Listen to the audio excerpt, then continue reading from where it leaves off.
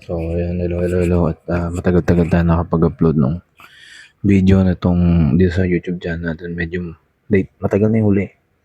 Kasi medyo na busy lang. But anyway, mag-upload ulit tayo. And kasama ko isa kong kapatid. And nilabas nila yung aso namin. And of course, kaya padumi niya lang. Anyway, hindi ko nahabaan masyado dahil syempre, hindi pa tayo full time dito. Pero gusto ko lang sabihin na mas relax na tayo ngayon, mas tahimik na yung buhay, umiwas tayo sa mga ingay. Pero syempre, hindi ko naman sinasantab yung na yung mga maingay na yun is mga tropa ko yan.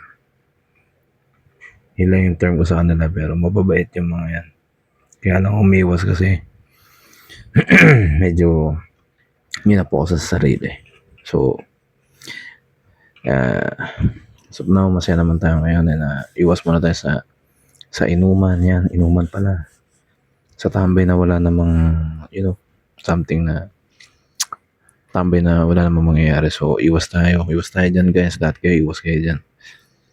Kung bata kayo, okay lang yan. Pero kung nasa 30s na kayo, hindi na siya recommended. Yun lang, no? Raw files lang, raw ko lang siya i-upload dito sa YouTube. And, buti naman at wala pa nakakanood ng mga kalokohan ko. So, ayun lang. And,